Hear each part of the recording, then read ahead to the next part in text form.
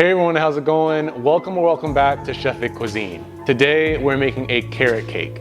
Now this recipe showcases the sweetness and earthy flavor of carrots mixed with warm spices like cinnamon and nutmeg, resulting in a tender and delicious cake. Not to mention the cream cheese frosting is so amazing. So let's get started.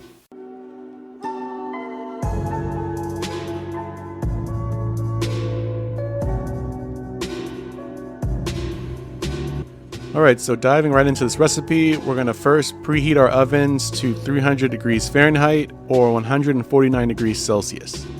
You're also going to want 2 cups of pecans that we're going to finely chop, and we're going to place those onto a large baking sheet lined with parchment paper and evenly spread out those chopped pecans into a single layer.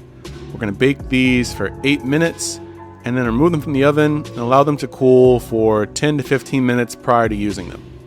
And now for the star of our dish, we're also going to need 4 large carrots that we're going to first peel and then grate them into fine little bits. You're going to need in total for this recipe 2 cups worth of grated carrots. You just want to make sure that you chop those into small pieces. After that, we want to increase the heat of the oven to 350 degrees Fahrenheit or 176 degrees Celsius, and also grease 2 9-inch cake pans, placing a parchment paper round in each pan to make it easy for the cakes to release from the pan. And so in a medium-sized bowl, you want to whisk together 1.5 cups worth of light brown sugar, 1/2 cup of granulated white sugar, 1 cup's worth of vegetable oil, 4 large eggs, about 3/4 cups of unsweetened applesauce, and 1 teaspoon of pure vanilla extract. Whisking those together until they're well combined. This creates the wet mix for our recipe.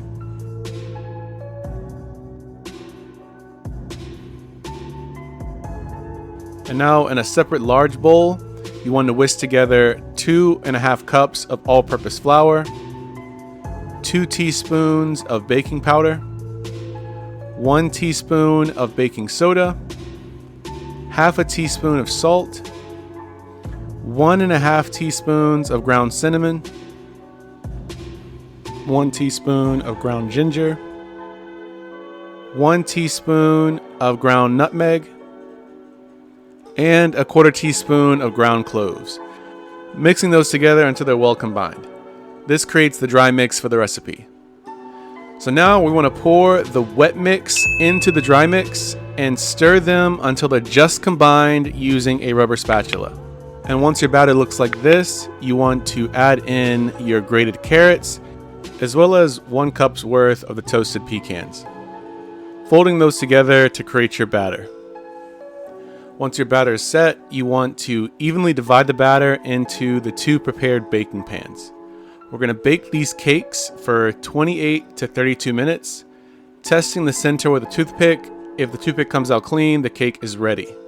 Do your best not to overbake these cakes. Once they're baked, remove from the oven and allow them to cool completely before we start the icing process. And so for creating our icing in a large bowl, we want to add in 16 ounces worth of full-fat cream cheese that's been softened to room temperature, with 1/2 cup of unsalted butter, softened to room temperature as well. We're going to beat those 2 together on medium speed using a paddle attachment for 2 minutes or until they become well blended. Once they look like this, you want to add in 4 cups worth of powdered sugar, 1.5 teaspoons of pure vanilla extract for some flavor, and to boost that flavor, a large pinch of salt.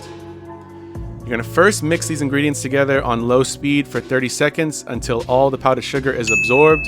Then you want to increase the speed to medium and then to high and beat the frosting for about 3 minutes.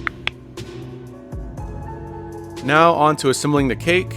If the cakes aren't already level, you want to use a large serrated knife to cut off the top layer to create an even surface. Starting with the first cake layer, you want to evenly cover the top of it with the cream cheese frosting. Next up, we want to place the second cake layer on top of that and cover it with the remaining cream cheese covering both the top and the sides of the cakes. You want to decorate the sides of the cakes with the remaining amount of toasted pecans. You can do as much or as little as you want. And prior to slicing the cake, you want to place the cake in the fridge for about 20 to 30 minutes to allow the cream cheese to firm up and soften the cake within. At this point, your cake's ready to be sliced, served, and enjoyed. Congrats, you've just made carrot cake right at home. You can always make this cake without using pecans, or you can use walnuts instead for a new flavor profile. The next time I make this, I'm using no nuts at all, and trust me, it tastes just as good. But when you do try this recipe at home, be sure to tag me at Chef Vic Cuisine or hashtag Chef Vic Cuisine so I can see your great takes on this dish. As always, this recipe and many more can be found in my cookbook, Chef Vic Cuisine Volume 5, Mastering Your Inner Chef. And that's available on Amazon, and I'll be sure to leave a link to that in my description box. And feel free to click the pop-up on your screen for more information on that as well. Thank you all so much for watching. I really hope you enjoyed learning how to make this carrot cake, and if you did, make sure you smash that like button for me. It's one of the best ways to show support for the channel. And if you haven't done so already, make sure you hit that subscribe button too to not miss any more recipes. And feel free to share this recipe with all your family and friends. And stay tuned for next week where I show you how to make an awesome dessert option that's really customizable, my royal icing cookies. You definitely want to save this recipe for later, especially come the holiday seasons. Well, thank you all again so much for watching. I truly do appreciate it. I hope you enjoyed this recipe. You can always check out more on my page now. YouTube thinks you'll like these videos, so let's see if they're right. And I'll catch you next time on another episode of Chef Vic Cuisine. And until then, peace.